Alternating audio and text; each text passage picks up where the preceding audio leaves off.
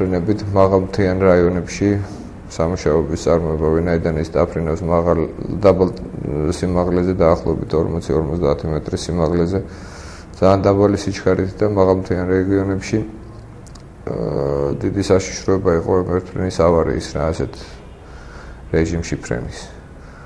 ამიტომ ის რაც გაკეთა ვერტფრენით გაკეთდა. შემდეგ დაიგეგმა ფეხით მოსიარულეები, თქვა ფეხით, მანქანით და ყველა გადაადგილების სხვა საშუალებით, თქვა რაც მისადგომად უფრო მარტივი იქნებოდა ესეთი საძიებო სამუშაოების წარმოება. 1995 წლიდან დღემდე საქართველოს ტერიტორიაზე აღმოჩენილია 250-მდე რადიოაქტიური გამოსხივების წყარო. მათ უმეტესობას სამხედრო დანიშნულება ჰქონდა. რადიოაქტიური ნივთიერებების აღმოჩენასა და სამზადრო სამუშაოებს ართულებდა ისიც, რომ საქართველოს მთავრობასა და სპეციალურ სამსახურებს არანაირი ინფორმაცია არ გააჩნდათ ამ ნივთიერებების საქართველოს ტერიტორიაზე არსებობისა და მათი საცავების შესახებ.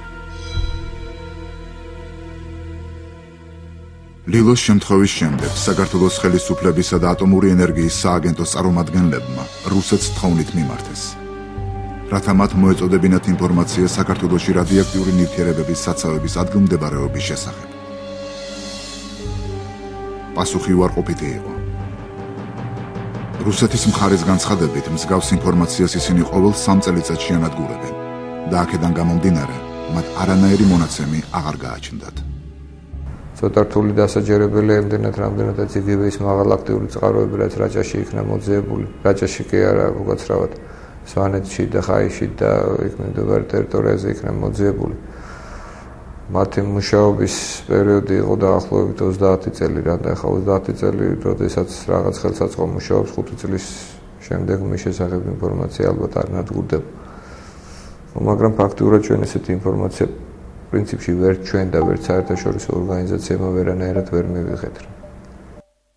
ამ ხნის განმავლობაში გამოკვლეულ იქნა საქართველოს ტერიტორიის დიდი ნაწილი. თუმცა დარჩა რეგიონები, სადაც საძიებო სამუშაოების ჩატარება თითქმის შეუძლებელი იყო. საქმე ეხება ქვეყნის იმ ნაწილს, სადაც საქართველოს ხელისუფლების კონტროლი ვერ ხორციელდება. აფხაზეთი და სამაჩაბლო ეს ის რეგიონებია, რომლის მოსახლეობაც საქართველოს სხვა კუთხეებისგან განსხვავებით დღემდე დიდი საფრთხის წინაშე დგას. ქართულმა მხარემ რამდენჯერმე მიმართა სეპარატისტული ხელისუფლების წარმომადგენლებს და დახმარება შესთავაზა ტერიტორიის შემოწმებისა და გაწმენდის მიზნით. თუმცა ყველა შემთხვევაში პასუხი უარყოფითი იყო. ჩვენ რამოდენიმეჯერ შევთავაზეთ როგორც ოსეთის მხარეს, ისე აფხაზეთის მხარეს, რომ სათავართ ჩავატაროთ გამოკვლევა მათ ტერიტორიებზე. საქმე იმაშია, რომ ეს საკმაოდ სერიოზული პრობლემაა თვითონ როგორც აფხაზეთის, ისე ოსეთის მოსახლეობისათვის, მშვიდობიანი მოსახლეობისათვის, რომ ისინი არ დაზიანდნენ.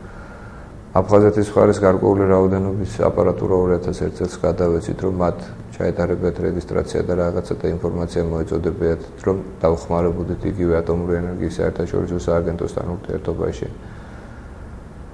და რაც მისაღები იქნებოდა ის ომები მიგვეღო, მაგრამ სამწუხაროდ ესეთი ინფორმაცია არანაირი არ მოსულა და არც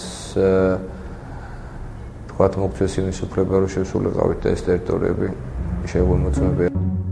არსებობს კიდევ ერთი საკითხი, რომელიც უშუალოდ აფხაზეთს ეხება.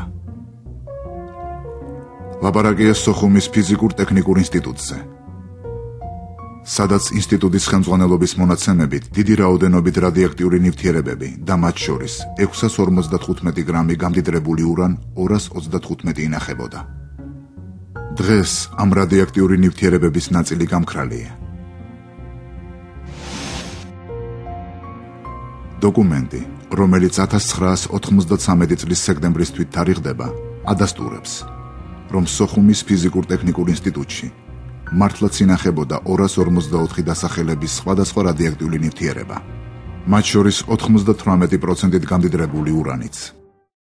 ერთადერთი უტყუარი დოკუმენტი, რომელიც არსებობს ჩვენი იქ ყოფნის დროს, აღწერილი აქტია, სადაც ჩამოთვლილია ყველა 254 სხვადასხვა სახის მაიონებელი წყაროს მქონე მასალების ჩამონათვალია აქ. რაც შეეხება ურანს, ინახებოდა სულ 655 გრამი გამდიდრებული ურანი 235 აბების სახით. საქართველოს მხარის მოთხოვნით ატომური ენერგიის საერთაშორისო სააგენტოს წარმომადგენლები 2000 წელს აღნიშნული საკითხის გარკვევის მიზნით აფხაზეთში იმყოფებოდნენ. ინსტიტუტში ურანი არ აღმოჩნდა. არსებობს ეჭვი, რომ ურანის აღნიშნული რაოდენობა გაყიდულია. 1 კილოგრამი გამდიდრებული ურანის ფასი არის $1,000,000. და ის ინფორმაციაც არსებობს, რომ ეს დაიკარგა იმ ინსტიტუტიდან ომის შემდეგ, ანუ აფხაზის სეპარატისტებმა რუსებთან ერთად იტყვეს, სხვანაირად ვერ მოხდებოდა ელემენტარულად ისეთი კონტროლი არსებობს საერთაშორისო დონეზე ასეთი ნივთიერების გადაადგილებაზე, რომ როგორც ჩანს რუსებთან ერთად ეს გაიტანეს სადღაც და გაყიდეს. გაიყიდებოდა სად? ეხლა ეს არაოფიციალურად გაიყიდა, რა თქმა უნდა, გაიყიდებოდა ისეთ ქვეყნებში, რომელსაც ფარულად ამზადებს, თქვათ, იგივე ამ ბირთვულ მასალებს, ემზადება, თქვათ, აი ამ ატომური იარაღის შესაქმნელად, ალბათ ეს არის ირანი ან ჩრდილოეთ კორეა, ან დაგვარი ქვეყნებში შეიძლება გაყიდულიყო ეს ამბავი. 2001 წელს რუსეთის ხელისუფლებამ საქართველოს მხარეს სკოდორის ხეობის მიმდებარე ტერიტორიაზე რადიოაქტიური ნივთიერებების სამარხის აგება შესთავაზა. საქართველომ ეს წინადადება უარყო. გარემოსთვის დიდი საფრთხის და რეგიონში რთული პოლიტიკური ვითარების გამო ამ წინადადებაზე ატომური ენერგიის საერთაშორისო სააგენტომაც უარი განაცხადა. საქართველოს ხელისუფლებას გაუჩნდა ეჭვი, რომ რუსეთის ეს ნაბიჯი მორიგი პოლიტიკური ხრიკი იყო საქართველოს წინააღმდეგ. მსგავსი ნაგებობების სკოდორის ხეობაში განთავსება ფაქტობრივად ამ ტერიტორიაზე კონტროლის დაკარგვას ნიშნავდა. რადიოაქტიური ნივთიერებების სამარხები სტრატეგიული მნიშვნელობის ობიექტებია და მათ დასაცავად სამხედრო კონტინგენტს იყენებენ. ამას გარდა ქართულ მხარეს გაუჩნდა ეჭვი, რომ მსგავსი სამარხის აგების იდეა აფხაზეთის ტერიტორიის რადიოაქტიური ნივთიერებების სატრანზიტოდ გამოყენებას ემსახურებოდა. აგრეთვე არ იყო გამორიცხული რადიოაქტიური ნივთიერებების სხვა რეგიონებიდან შემოტანა და იქ შენახვა. იმ პირობებში, როდესაც აფხაზეთის ტერიტორიაზე საერთაშორისო კონტროლი ფაქტობრივად არ არსებობს, ეს საფრთხეს უქმნის რეგიონულ უშიშროებას. ყველა საინტერესო აქ რა არის? რა შეიძლება დაჭირებოდა აფხაზეთის ხელისუფლებას და რუსეთი რატო აქტიურებდა ამასთან დაკავშირებით? საქმე იმაში გახლავთ, რომ გროზნოსთან ახლოს არის ერთი ძალიან დიდი საბჭოთა კავშირის დროინდელი საიდუმლო ობიექტი, მას ქვია სპეცობიექტი რადონი, რომელშიაც ინახება დასავლეთ რუსეთის ასეთ მთელი რადიაციული ნარჩენების გარკვეული ნაწილი. ეს არის დაახლოებით 1000 კუბომეტრამდე რადიოაქტიული ნივთიერებები, რომელსაც რადიოაქტიული აქტივობა ძალიან მაღალი არის. როგორც ჩანს, აი ამის ნაწილის გადმოტანა უნდათ აფხაზეთის ტერიტორიაზე და ეს გახდებოდა აფხაზეთის ხელისუფლებისათვის შემოსავლის წყარო. საქართველოს გარემოს დაცვის სამინისტროს რადიაციული უსაფრთხოების დეპარტამენტი აფხაზეთისა და სამაჩაბლოს მთავრობას ტერიტორიის შემოწმებასა და გაწმენდაში დახმარებას პერიოდულად სთავაზობს. თუმცა ამ ხნის განმავლობაში დადებითი პასუხი არ მიუღია.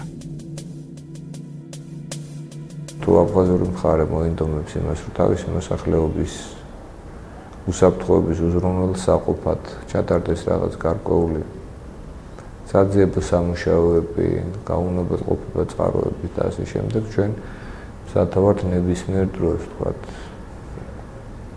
ერთი დღის განმავლობაში მზადავართ, რომ ჯგუფი შედგეს ექსპედიციო და წავიდეს და გაკეთდეს ესეთი ექსპედიცია. საქართველოში აღმოჩენილი ყველა რადიოაქტიული ნივთიერება სპეციალურ შესანახებშია მოთავსებული. უსაფრთხოების მიზნით მათი ადგილმდებარეობა გასაიდუმლოებულია.